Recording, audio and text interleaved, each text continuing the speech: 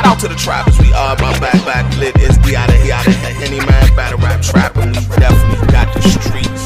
D out of Henny man, D out of Henny man.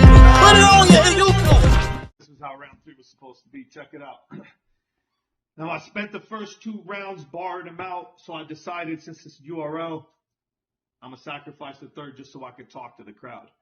You guys wanted to know the difference between us?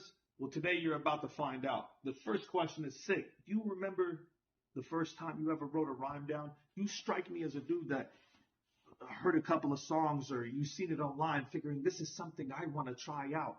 For me, the question is, did your lifestyle choose you or did you choose your lifestyle? I remember when it was the first time I ever wrote a rhyme down. I was running from my school to my bedroom under the Israeli missile strikes trying to hide out. A frightened little child now expressing my mind through my rhymes is when my fear of dying finally died out and I felt like I could survive now. That's when I wrote my first rhyme down. Now in 99, we would go from Lebanon and take this flight out. And my first interaction here was with a white guy who tells me you're a guest in our culture and how this isn't my house. Started making friends with all the black dudes. And then it killed my boy Steve, who taught me everything I knew about the streets right in front of the crib. My mom moved me right out to an all-white school full of white supremacist dudes in Peckerwoods. Can you imagine my life now? The fuck? I had to change my name from Bashir to Bobby because everybody kept giving me the side mouth. On the outside, I was acting tough, but on the inside, I was ready to cry my eyes out, knowing I didn't want to look like a cancer patient. But at this point, it was the only way for me to hide these eyebrows. And to give you guys a disclaimer before I get these next lines out. I apologize in advance for the language, but it's the uncensored truth, and people deserve to find out. Now, the first group of people called me a Dunku when I walked up. I didn't know what it meant. Instantly started tripping in my mind. I felt a negative vibe now, and then the one dude walked up and called me a sand. I pulled a 2x4 out, full of nails around it, and I bashed his fucking eye out. And in the back of his fucking head with it. Blood started to fly out. I remember fucking girls running around the campus starting to cry out. I opened and closed my eyes now and fucking arrested. They're ruining my life. Turns out he's an adult and I'm a minor, so they put me on house arrest. Even barred out my window so I couldn't climb out. It's fucking crazy. Once again, I'm alone with no friends in a country with nobody on indefinite timeout. And that's what inspired me to once again pick up the pad and write some rhymes out. They sued my whole fucking family for like $200,000.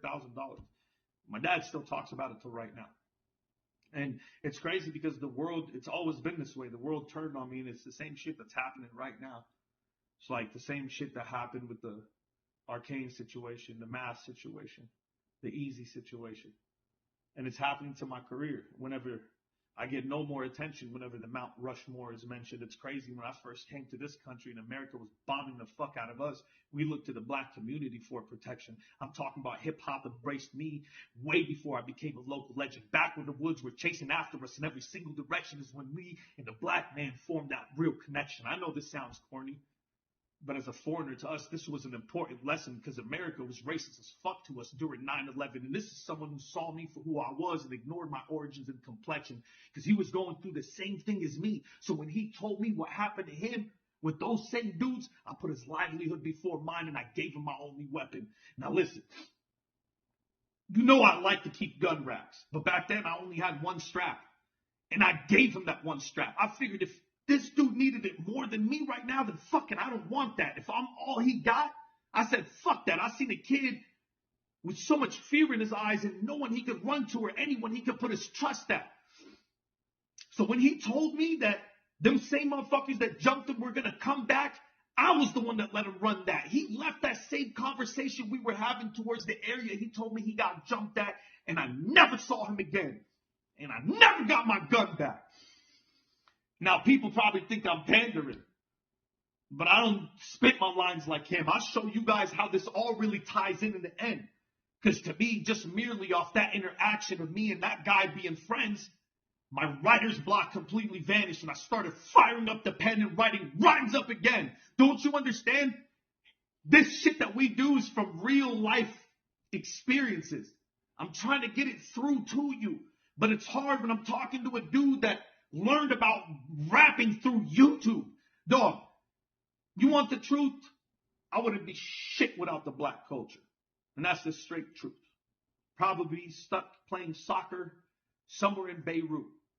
I'm putting all the cards out on the table. I want them to know this is me. I just know this ain't you. How about, if it is, why don't you tell us how black culture changed you? You want a rebuttal? Tell us about the strength that this art form gave you. If you're really a student of this craft, man, I'll let you freestyle during the middle of this fucking round. Just explain to us in a few words how hip-hop saved you. You can't, because it's something you can't do.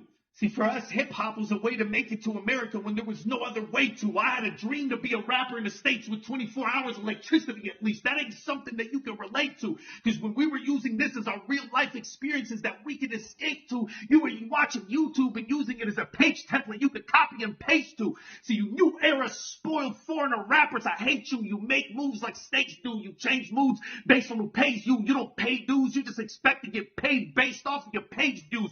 So when you say somebody owes you in this culture, it's always the same dudes that made you. Dog, how dare you even compare our fucking struggle, dog? Like, people like you shouldn't even have an opinion. Like, you can relate to getting your fucking land taken by the white man like a Palestinian. Nah, you can't relate to getting your land taken because, you know, you ain't that type of Indian, are you?